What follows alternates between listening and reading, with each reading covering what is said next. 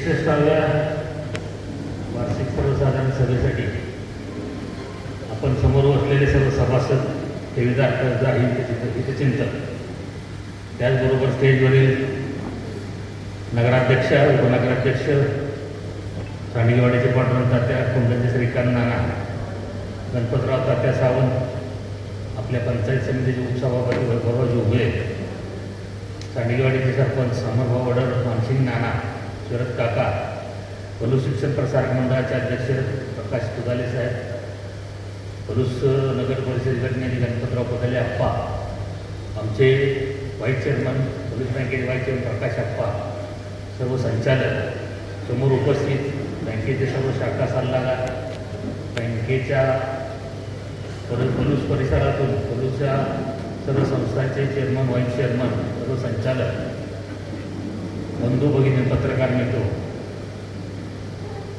स्वर्गीय वसंतरावजी पुतले दादांचे विचार जोपासून आम्ही सर्व माजी सर्व संचालक, सदस्य पारदर्शी काम करत आहोत. यांच्या सर्वांच्या सहभागाने आपण बँकेचा नावलौकिक वाढवला आहे. निश्चितच ही सर्व समाधानाची बाब आहे. गेले 15 दिवसापूर्वी किंवा 4 दिवसापूर्वी 5 दिवसापूर्वी आपल्या सर्वांना नोटिसीद्वारे बँकेच्या लोकायुक्त आपण कळवलेलंच आहे. पण आज या बँकेचे वार्षिक सर्वसाधारण सभा होत असताना बँकेचा अध्यक्ष किंवा या सभेचा अध्यक्ष या नात्यानं मलाही काही गोष्टी बँकेच्या संदर्भात बोलल्या पाहिजे. मगाचपासून गारेसाहेब असतील किंवा काही मनोगत व्यक्त केलं त्यांनी बँकेविषयी सांगितलं. साधारण अहवाल साला ज्या वर्षी आपण 1213 कोटीचा व्यवसाय पूर्ण केला, त्याच या पूर्ण एका वर्षामध्ये 152 कोटीचा व्यवसाय आपण केला. RBIच्या निकषाप्रमाणे ज्या गोष्टीमध्ये वाढ व्हायला पाहिजे, उदाहरणार्थ CRAR असेल किंवा आपल्या सेवकांच्या व्यवसायामध्ये सहभाग असतो तो असेल, त्याचबरोबर सभासद वाढ असतील, त्याचबरोबर ज्या गोष्टीमध्ये कमी व्हायला पाहिजे, थोडक्यात NPA 0%, नेट NPA आपला 0% आहे, ग्रॉस NPA आपला 3%, 4% पूर्व 3%वर आला. साधारण 152 कोटीची कर्ज वाढवून सुद्धा गेल्या वर्षीपेक्षा 4 ते 5 कोटीने NPA रकमेत कमी आला. म्हणजे यावरून आपण जे कर्जदाराची छाननी करतो किंवा आमचे जे कर्मचारी अधिकारी काम करतात ते चांगल्या प्रकारचे कर्ज आले हे यावरून दिसतं. असं म्हटलं तर अवघड राहणार नाही.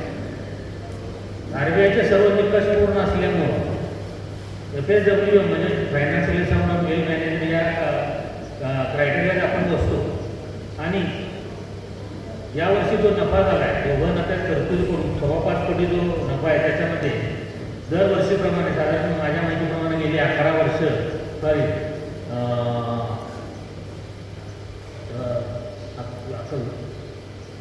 17 वर्ष 16 ते 17 वर्ष आपण डिव्हिडंड 11% डिव्हिडंड दरवर्षी देत आहोत. म्हणजे सातत्यानं सभासदांचा बँक चांगल्या पद्धतीने चालवणं, बँक नफ्याताना सभासदांना त्याचं बेनिफिट देणं, सातत्याने 18 वर्ष आपण सभासदांना 11% डिव्हिडंड देत आहोत.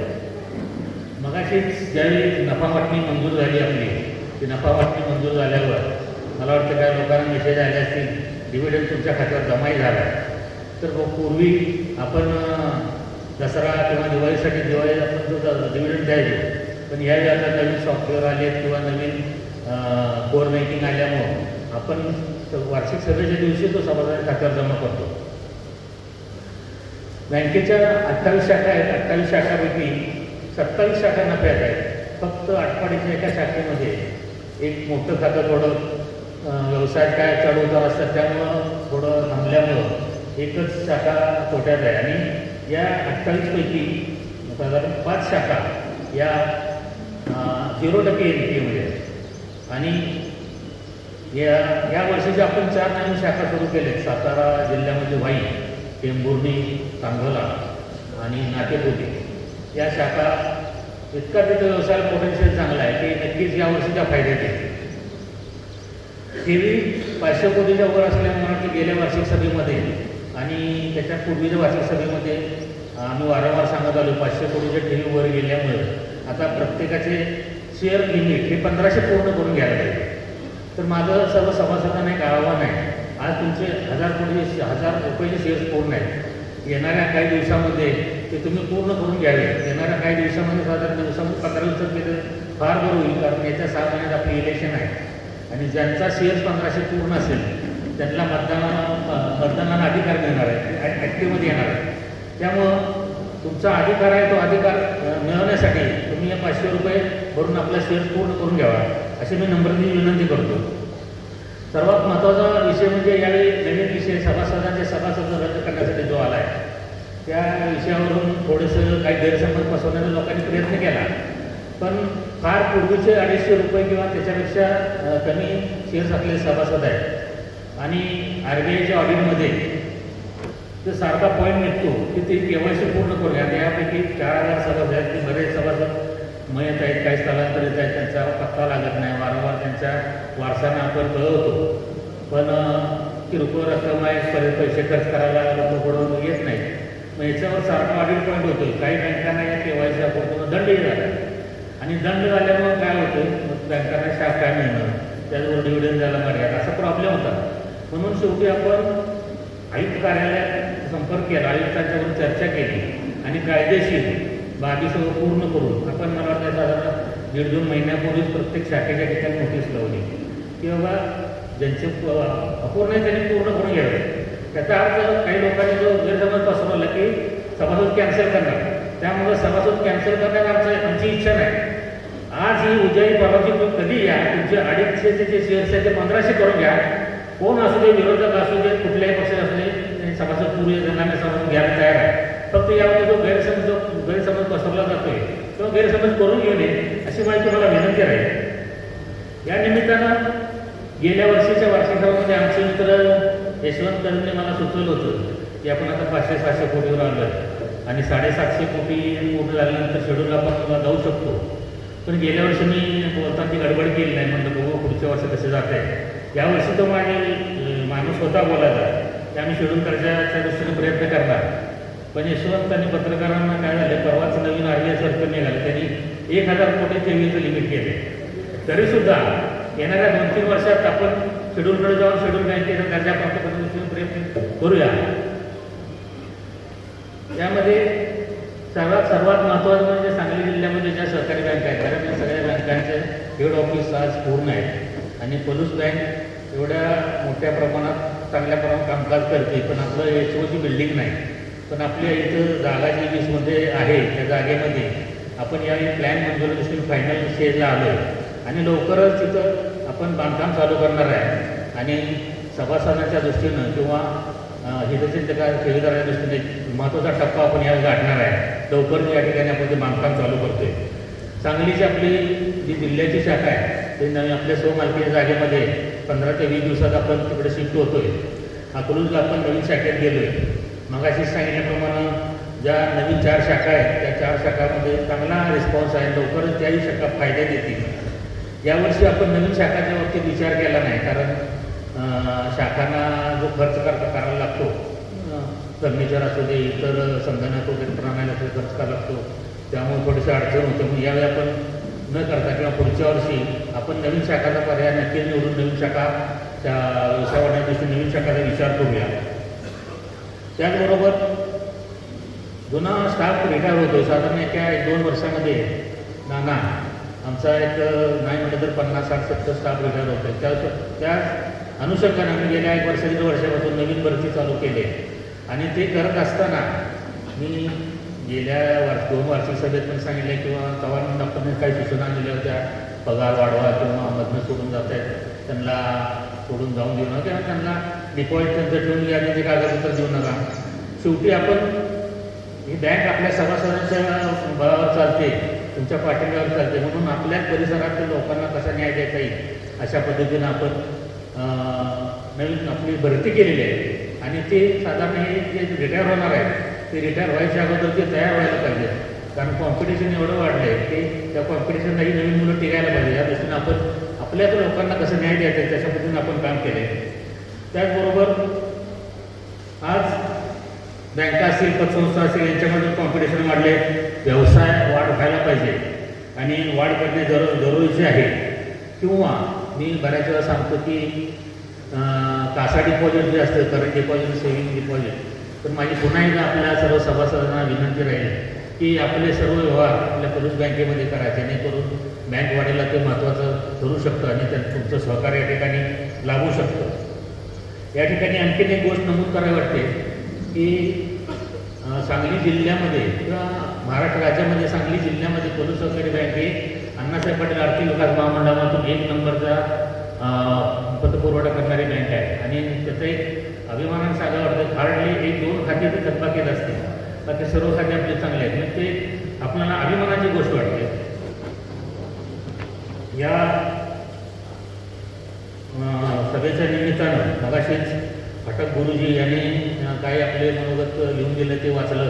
त्याचबरोबर अनिल शिंदे, आपले सांगलीवाडीचे अनिल शिंदे, त्यांनी दिव्यांगांना किंवा आपण लोकांना व्याजदर थोडा वाढवून द्यावा असं सांगितलं. पण घारेसाहेबांनी सांगितल्याप्रमाणे RBIच्या नियमाप्रमाणे त्यांचं परिपत्रक असतं, त्यांनी फक्त ज्येष्ठ नागरिकांना तुम्ही देऊ शकता 0.25, 0.50, 1% जे काही तुम्ही ठरवाल ते. कारण त्यांच्या जर नियमाचं उल्लंघन केलं तर परत कारवाई वगैरे पुढे सामोरं जावं लागतं.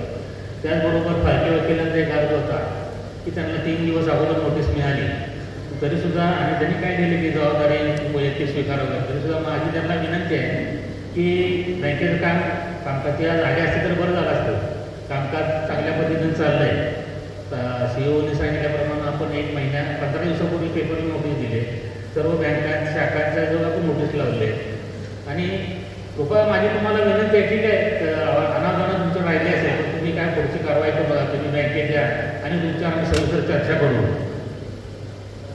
त्याचबरोबर मानसिक नानाने पण मनोगतामध्ये सांगितलं विद्यार्थ्यांसाठी किंवा पार्लेकर सरांनी सांगितलं विद्यार्थ्यांसाठी काय करता येते का. तर यामध्ये अडचण अशी आहे की पूर्वी नाशिकमध्ये एक बँक होती, मला माहीत नाही बँकेचं नाव, तर त्याने असंच निधी काहीतरी निधी जास्त बाजूला काढून RBIच्या त्यांच्या ऑडिटमध्ये तो आल्यामुळं त्या बँकेला त्यांनी दंड केला. म्हणजे बँकेत RBIच्या परिपत्रकाचं सोडून वेगळं काही करायचं म्हटलं तर आपल्याला ते करता येत नाही. अगदी तिथं जर आता आपण शाखा आपली 20 गुंठे जागा आहे, मला बरेच लोक म्हटले की बांधकाम करताय, गाळे काढा, गाळे वाढा नाही, उत्पन्न वाढवा, काहीही नाही. फक्त बँकिंग, ठेवी स्वीकारणं, कर्ज देणं, गुंतवणूक करणे, बँकेने गव्हर्नमेंट RBI सांगतात त्या ठिकाणी त्यातनं नफा मिळवणं, बँक चालवणं, या व्यतिरिक्त काही करता येत नाही. त्यामुळं RBIचं जे काय परिपत्रक त्याप्रमाणे जावं लागतं, नाहीतर विनाकारण परत त्रास होतो. आणि कसं आहे आपण खालीपर्यंत सभासदांना सांगू शकत नाही, पण चुकून जर एखादं काय उल्लंघन झालं, दंड झाला तर मात्र मग आपल्याला डिव्हिडंड द्यायला अडचण येतात किंवा शाखा मिळत नाही. त्यामुळं त्याला स्टिकअप राहून जे करता येईल ते आपण करू शकतो. भविष्यात अशा बँका नाना करताच आहेत, तर कितपत ते पुढं जातं मानसिक नानाने सांगितलं ते मला माहीत नाही, तर त्यांना कुठल्या बँकेचे नाव घेत नाही. पण तरीसुद्धा काय संबंधित RBIचे अधिकारी असतील किंवा सहकार खाते लोक त्यांच्याशी चर्चा करून यावर काय विद्यार्थ्या दृष्टीने काय करता येते का आपण बघू, नक्की त्या दृष्टीने तोडगा काढण्याचा प्रयत्न करू. त्याचबरोबर सामाजिक बांधिलकी म्हणून परिसरातील कुस्त्या असू देत, ज्येष्ठ नागरिक संघटना असू देत, त्याचबरोबर पारायण मंडळ, गणपती उत्सव, नवरात्र उत्सव या सर्वांना बँक त्याच्या पद्धतीनं मदत करत असते. विविध क्षेत्रात ज्यांनी प्रावीण्य मिळाले आहे त्यांच्या वर्षभरामध्ये आपण बँकेमध्ये सत्कार करतो. आज गणपतराव पुतळे अप्पा आणि आपले कोतकरू युवक अमनापूरचे वैभव उभे यांची पंचायत समिती उत्सवामध्ये निवड झाल्यामुळे त्यांचा सत्कार या ठिकाणी आयोजित केला. बँकेतून रिटायर झालेल्या सेवकांचा आपण दरवर्षी सत्कार आयोजित करतो, तो मगाशी झाला. या सेवकांनी अगदी चांगल्या पद्धतीने काम केलं. बँकेच्या जडणघडणीत, बँकेच्या वाढीत त्यांचा फार मोलाचा सहभाग आहे, मोठा वाटा आहे. मी त्या सर्वांना उर्वरित आयुष्य सुखाचं, समाधानाचं, भरभराटीचं आणि महत्त्वाचं आरोग्यदायी चिंतितो. आपल्या सर्वांची अशी प्रार्थना करतो. कामकाज करत असताना मगाशी सुरुवातीलाच अहवाल वाचन करत असताना नाना आणि तात्या म्हणायला लागले मंजूर आहे सगळं, मंजूर आहे सगळं, कशाला करता. पण गारेसाहेबांनी सांगितल्याप्रमाणे तुम्हाला सांगतो की पारदर्शकपणा महत्त्वाचा असतो. आमच्याकडे शर्मा म्हणून मिश्रामा DGM होते, तर गेल्या वर्षी फक्त मुंबई जिल्ह्यासाठी त्यांनी सेमिनार आयोजित केला होता मुंबईमध्ये. पण त्या आमच्या मॉनिटरने सांगेल मुंबई जिल्हा सोडून फक्त पोलीस सहकारी बँकेचे अध्यक्ष, उपाध्यक्ष, आमचे CEO आणि IT हेड आम्हाला चौघांना बोलवतो. मी कुणाला तिथं बोलवलं कारण हे काय असतं की इथं ज्यावेळेस ऑडिटला येतात त्यावेळेस ते सगळं बघतात. इव्हन त्या ऑडिटरनं मी किती वेळ बँकेत बसतो, बँकेत कशाने येते कशाने जाते एवढे बाहेरच्या समोरच्या दुकानात वगैरे सगळी चौकशी केली.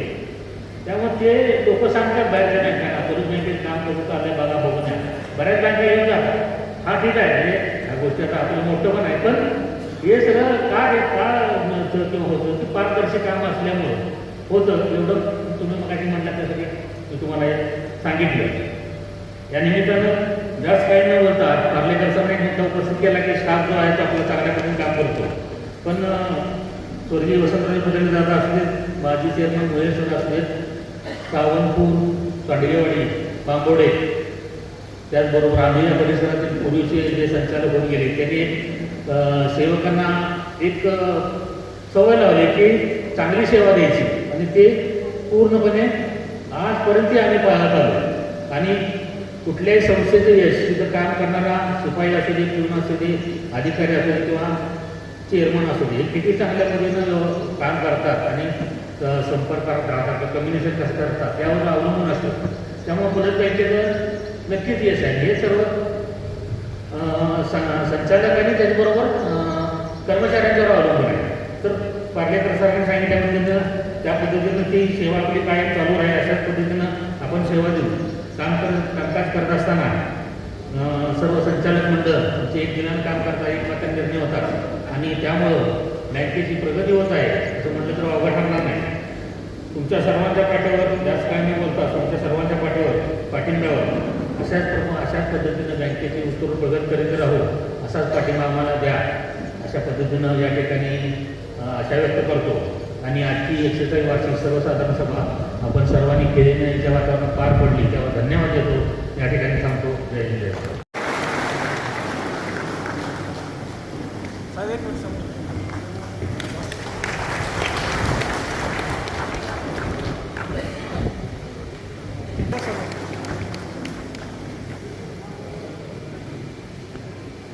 त्याचबरोबर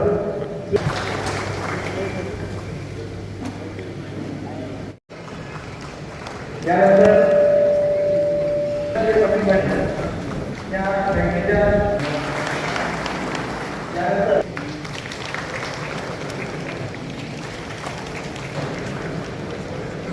एक मिनिट